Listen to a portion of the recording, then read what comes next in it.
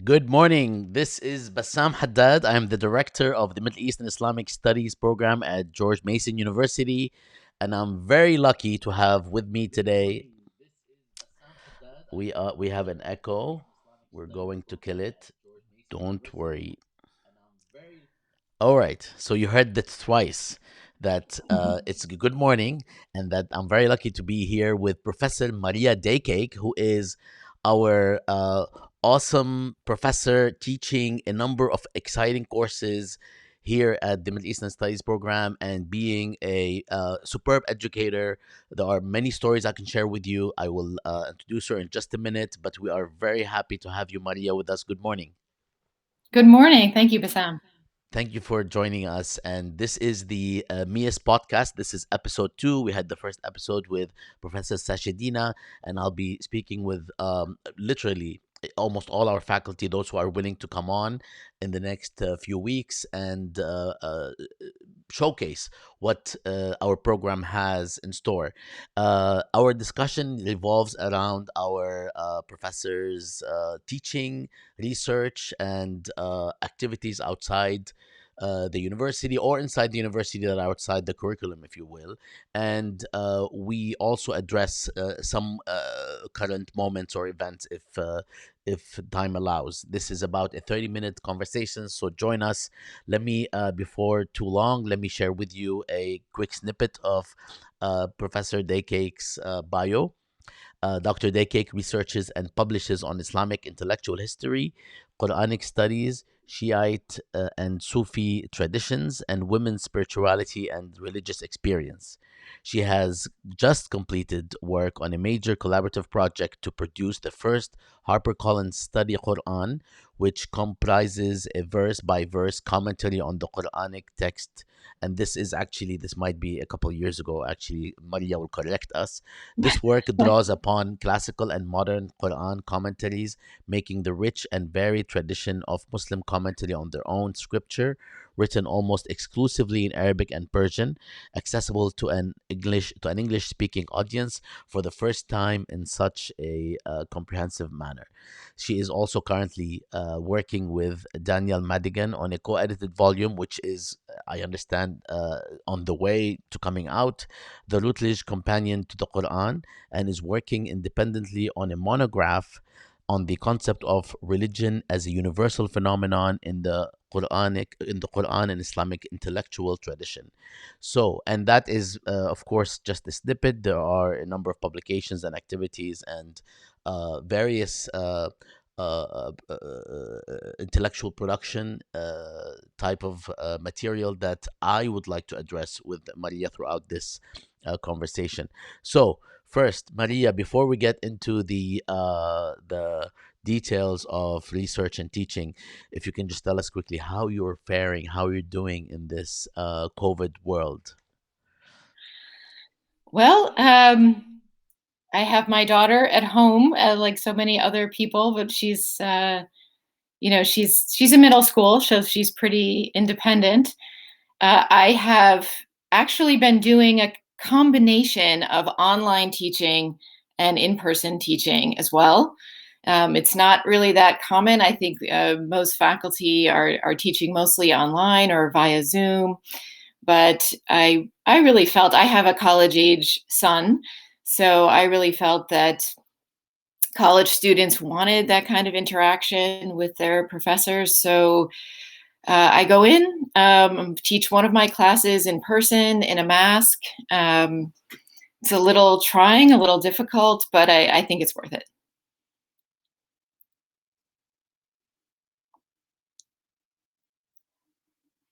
I think you're on mute, Bassam. Sure am. I'm just checking with everyone to humanize our experience and to sort of start out with something a bit more personal. What we would love to know, Maria, is first some sort of a intellectual journey in terms of your research. If you feel free to share with us what you have right now in production, but also how you got here in terms of your research historically or otherwise. Mhm. Well, I started out in Shiite studies, or studying Shiism in particular. My first book was on Shiism and its early formation. And what I was interested in there was, in that particular book or that particular project, was how did Shiism come to be seen as a separate entity within Islam, a separate, I don't want to use the word sect, I have a problem with using that in connection with Shiism, but a different tradition with, sort of entire tradition with its own religious authorities and texts and so on, but still within the Islamic tradition. And I was interested in some of the intellectual influences. What was the environment? What were early uh, Shi's thinking about, or what other modes of thought were they interacting with as they developed this sort of distinct um, Shiite identity and set of doctrines? And I think in some ways, that has always been very important to me, understanding how intellectual traditions develop within particular contexts, not seeing them or studying them in a vacuum. For example, in that book, I talk a lot about how Shi'i doctrines are in conversation or being developed almost in opposition to certain Sunni or proto-Sunni ideas that are coming, into prominence around that time. And then, so I thought that I would probably do that line of work. I was also very interested personally in Sufism. Part of the work talked about the relationship of Shiism and Sufism.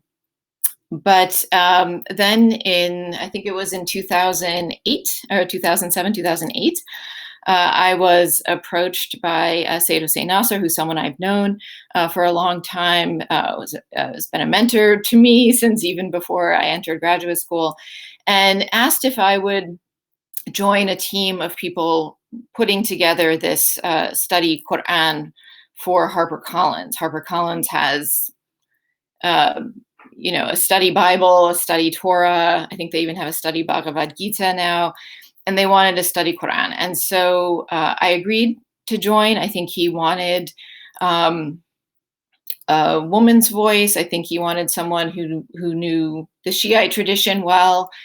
And so I joined that, and that was a major, 8-year project, which it came out in 2015.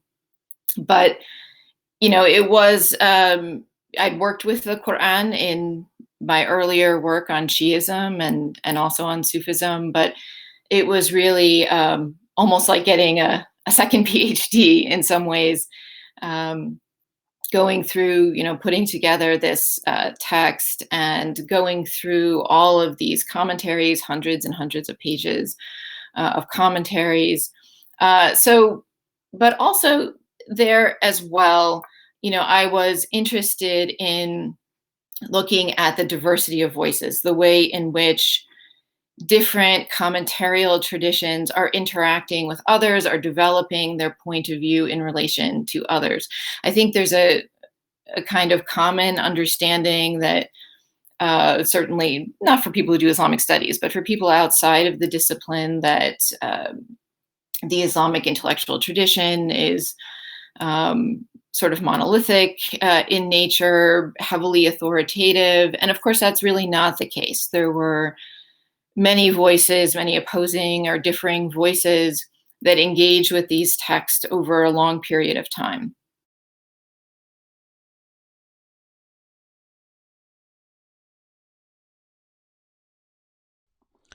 Maria, it seems that we are Is cut the off. collection coming up? Going out? Go ahead. Yes. Maria, I think that we got cut off for a second. Right after you Oh, said a long time, we got cut off for like 3 or 4 seconds.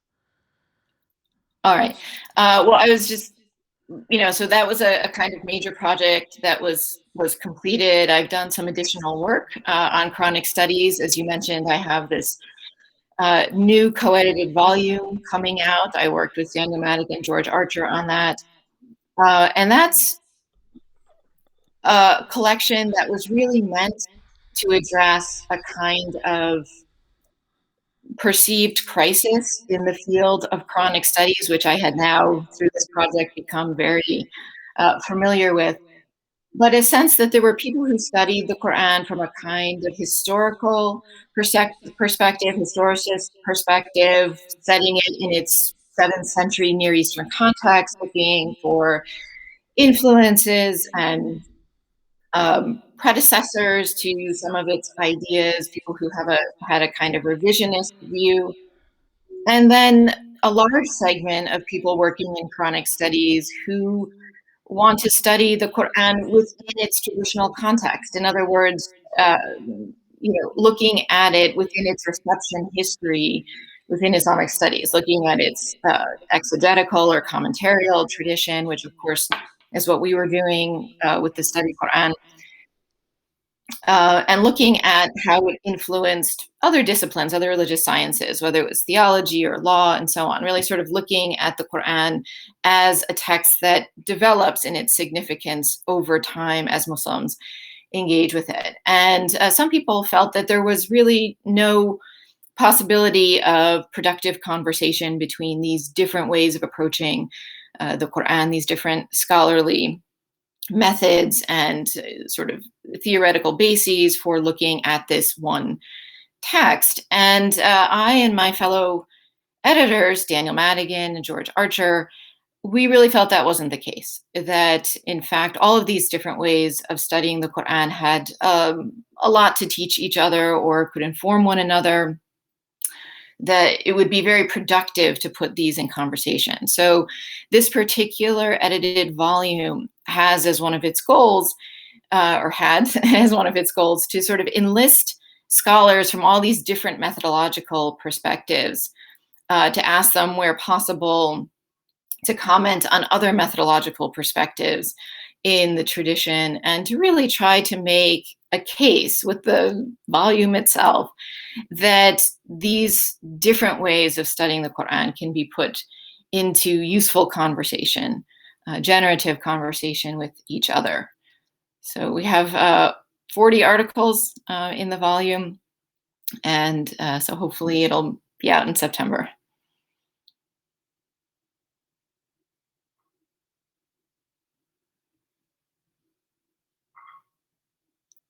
You might be on mute, Bassam, because I'm not hearing you.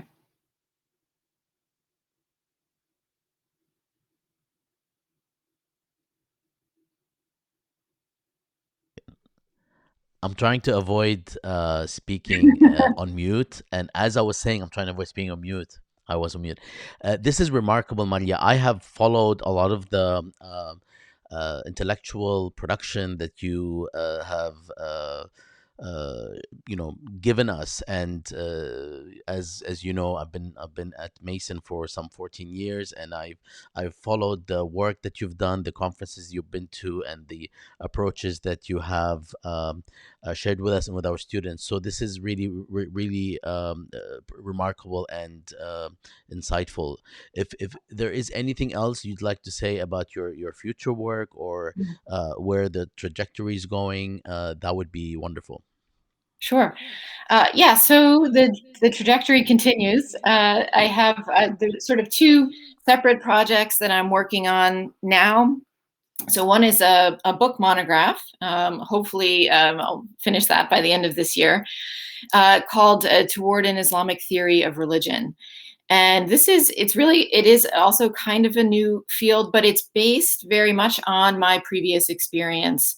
Um, and really, is in a sense a kind of culmination of that journey. So, as you may know, I started as a graduate student at Princeton in a area studies program in Near Eastern studies, and the work that I did on Shiism there was, could be both construed as history and as religious studies. When I came out, I interviewed both for history and religious studies positions, and ended up taking the religious studies position at Mason. And you may or may not know that the Princeton Near Eastern Studies department, or at least the people that I work with there, tended to be very theory averse. And so I entered this religious studies department, and suddenly felt this need to really orient myself in the field, in a way that I hadn't, really done when I was studying within this area studies context, based on obviously different types of methodologies and so forth. And one of the things that really struck me was that, of course, Islamic studies within the broader, religious studies framework is often accused of being under theorized. But one of the things I noticed is that religious studies theory broadly tended to really not engage Islam very much. So theorists of religion, would talk about the Christian tradition or the Hindu tradition, the Buddhist tradition, or indigenous traditions, or sometimes the Jewish tradition. But Islam really got very short shrift, and you had a sense that their knowledge was very, very superficial and wasn't really being incorporated into religious studies theory more generally. And important exceptions. Geertz, of course, and Talal Assad, really important exceptions to that. But they're sort of the exceptions that prove the rule in many cases. And so I felt that there really needed to be an understanding of, Islam is the second largest religion in the world. If you're going to put together a theory of religious studies, I think it's something that needs to be taken into consideration. At the same time, there's a kind of common understanding now, started really with Jonathan Z. Smith, that religion as in itself as a category is kind of a made up category, that it's made up by religious studies scholars themselves.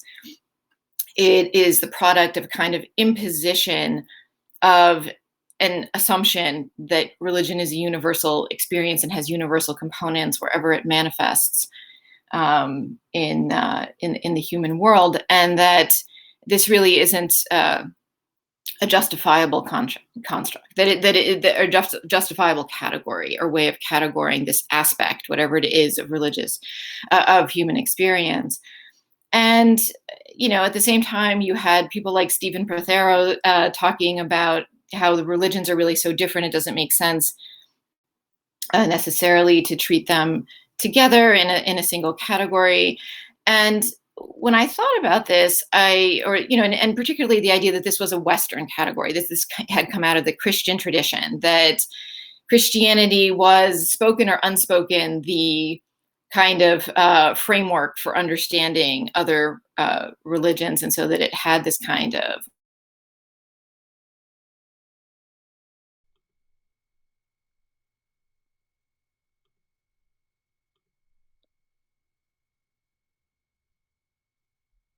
as Yeah, a I think I things. think we Yeah. also lost you for another 5 seconds when you were Okay. saying Where a did you lose religion me? has this kind of, and then you cut off. It must be something that is happening for a couple seconds, but you got off at that moment when you said the religion that kind of, and then we cut off.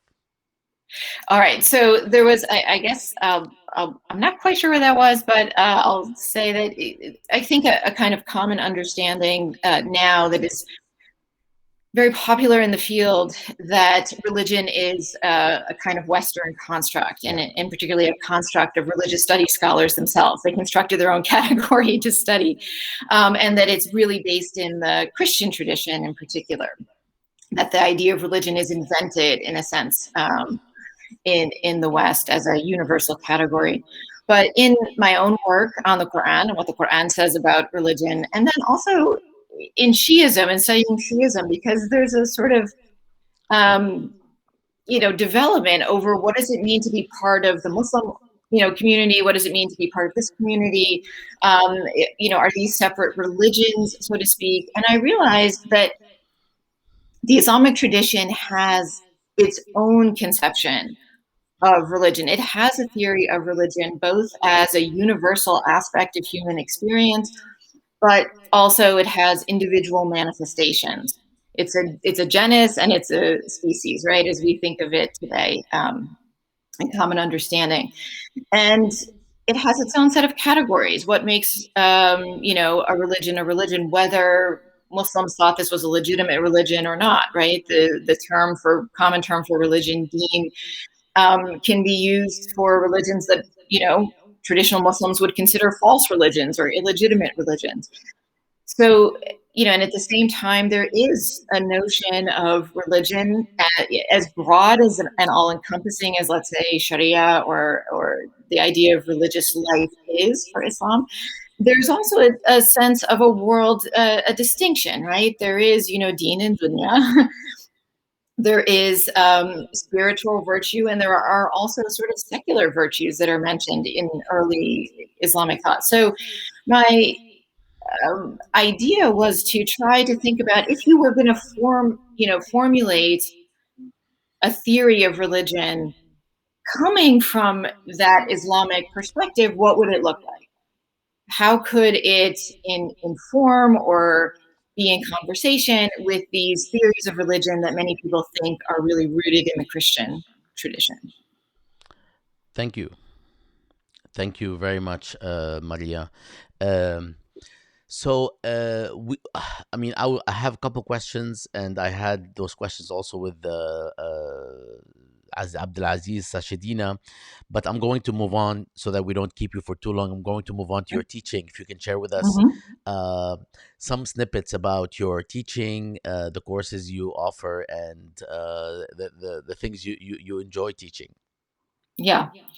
Well, I teach, the kinds of standard courses in Islamic studies. I teach courses on things I'm interested in, Quran and Hadith. I teach a course on Islamic thought, which when I came to George Mason, it was the only course on Islam in the book. So it's the oldest course here in religious studies. I teach courses on Sufism. I teach a course on called the life and legacy of Muhammad, where I sort of look at different because there's no canonical compilation of biographical studies on the Prophet Muhammad and his life, and so I look at how his life is reinterpreted over time by both Muslim authors, non-Muslim authors. Um, Next semester, I'm going to be teaching a kind of new course. One of the other things I've been interested, I mentioned women's experience of religion. So I've done some things with women in Sufism. I'm working on another project on a female Iranian 20th century Iranian commentator on the Quran. But I like to try to include women's voices. I try to find them as much as I can in the sort of pre-modern past of the Islamic tradition, but also include them in my courses. And so next semester, actually, I'm teaching a course called Muslim Women Writers, and we're going to look at uh, female authors who engage their tradition from different perspectives, either from a scholarly perspective, from an activist perspective, even from the point of view of fiction, people sort of engaging Islam from a women's perspective in fictional works as well. So it's a new course. Hopefully it will go well.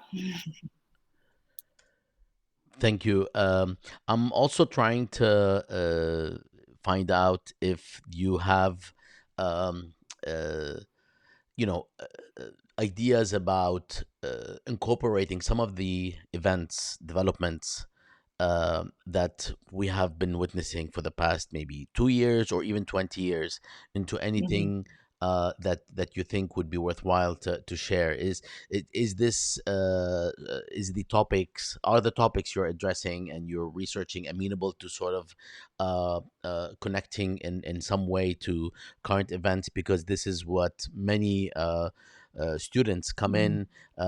They come in with the background, either it's a problematic or Mhm. sort of a learned or a an abridged background. Is there anything that you might think up in terms of your future courses that incorporate some of the events we've been witnessing, maybe in the United States but also beyond? Mhm. Yeah. Well, I mean, certainly in all of my courses, we deal with some sort of modern interpretations of these things as well. When you talk about 20 years, are you talking about specifically in the region? Are you talking about here in the United States? Anywhere, anything that you feel, I mean, is it something that that that is like say an imperative of sorts, or is it the sort of thing where the actual material speaks for itself regardless of being connected to current events or Mm, contemporary?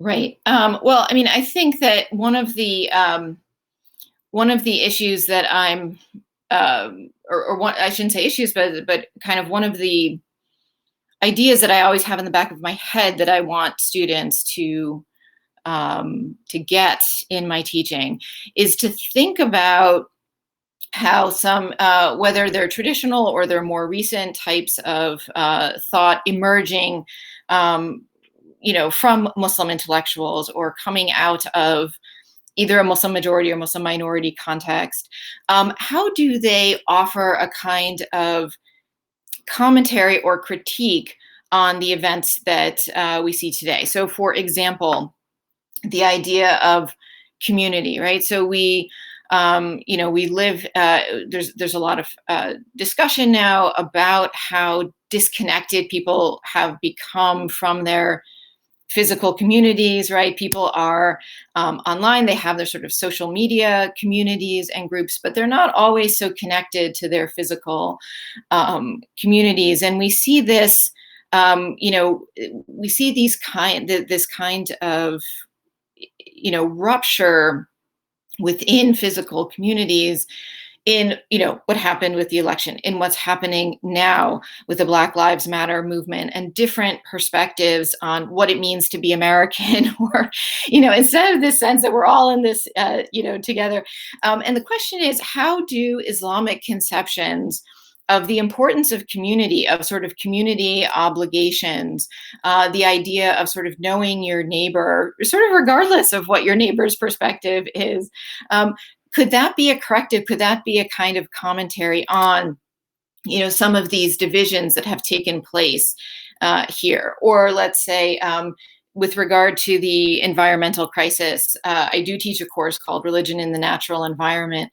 To what extent are religious conceptions of the natural world or the environment, something that can contribute to a broader ethic of conservation, a broader ethic of environmental awareness and care? So I do, I am concerned about the fact that we tend to look at religious traditions as something to be studied, as an object to be studied by a knowing subject in the Western Academy. But what happens when you flip that? What happens when you try to say, what if those religions were critiquing what's going on in our contemporary culture, let's say here in the United States? Would they have to say about these developments going on? What, you know, traditional ethical values or ways of thinking about moral virtue or communal connectedness, how could those respond to or contribute to this conversation about the types of responsibilities that we have either to the people we live with in our community, to the natural world, and so on? So yeah, those are the kinds of things kind of flip that that lens. Mhm. Wonderful.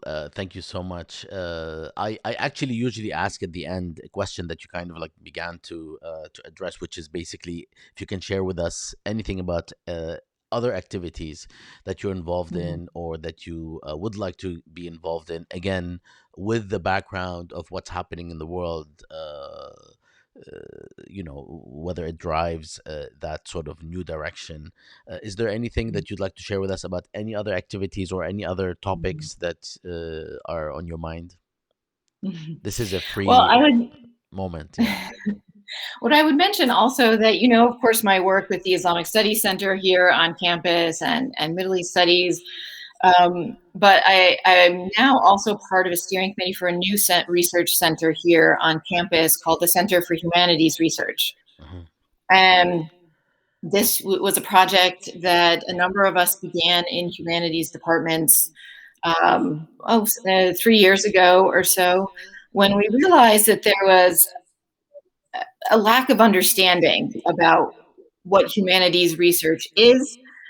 Even at our own university, humanities research is also something that's often done alone. We don't sort of co-author things and do projects. We sort of work in our little, silos and so on. So the idea was to try to make humanities research, it was very vibrant here actually on Mason's campus, sort of make it more visible, but also make it more publicly accessible. And so the center, which just started this fall in a Zoom environment, but it's meant to try to draw, it's an interdisciplinary center. And so it's meant to draw in other disciplines as well that are interested in humanities work or have something to say or can partner with humanities scholars or humanities scholarship, use humanities scholarship in their work, and of course to support humanities scholars themselves.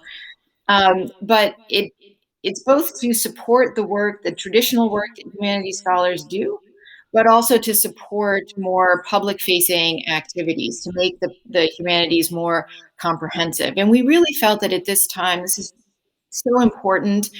Um, just as you were just mentioning, things that are going on right now just in the United States, to understand how humanities can contribute to, let's say, the understanding of COVID, where it's going, how it might end, how people should behave, what are the ethical norms that people should recognize and establish in relation to the responsibility of others during this pandemic.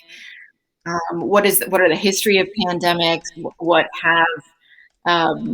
types of literature, what types of studies have come out of, artistic inspirations have come out of previous pandemics or situations like this in the past.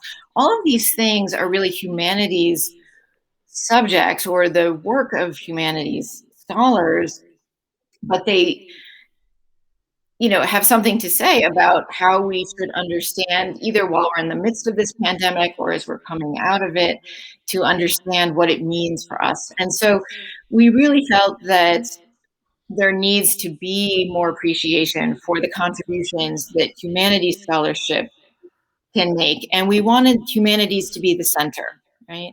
So often you'll have a project that's a social sciences project or even a natural sciences project, and they'll bring in one humanist, they'll bring in one humanities scholar to offer a humanities perspective. And we really wanted to create a center where humanities would be, the center, would be the pivot, and then it would interact with these other disciplines.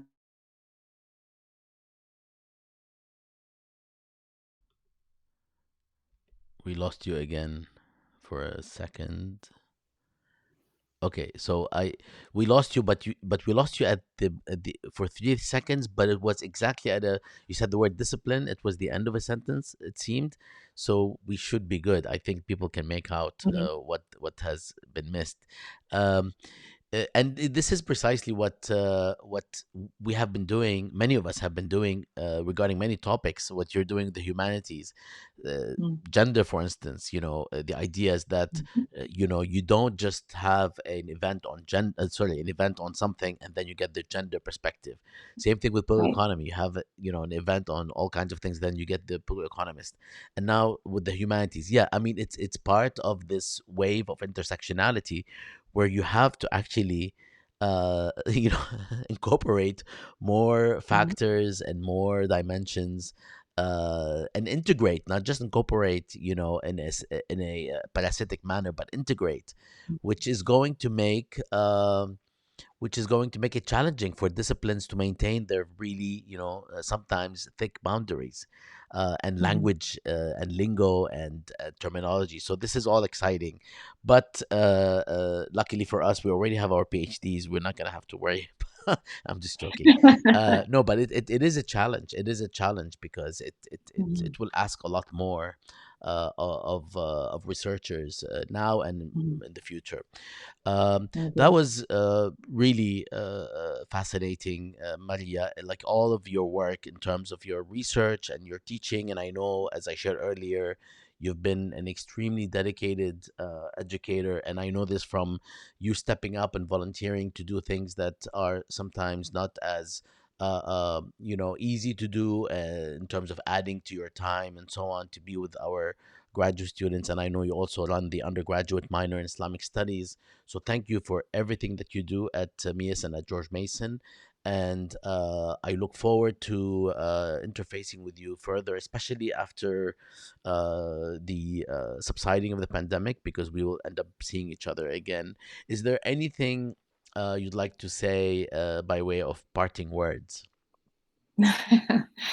Well, I want to thank you for doing this. This is great, and you know, it's nice to have a chance to talk about your work, to sort of think about it in a broader perspective. And I really appreciate this the opportunity, and I look forward to seeing all of your other interviews with Yeah, other well, scholars and other. thank you. And this is where I'm Yeah. going to put you on the spot in public.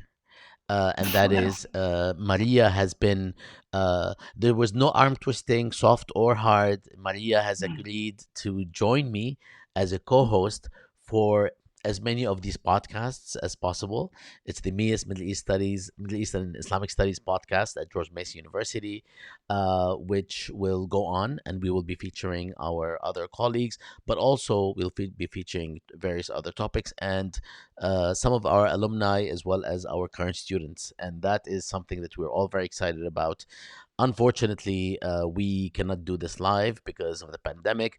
But the other side of the or the half full cup is that the pandemic made us realize that it doesn't take a village to have an event or to have a conversation. You could just plug into Zoom, or hopefully not Zoom. This is not Zoom. This is Ecamm.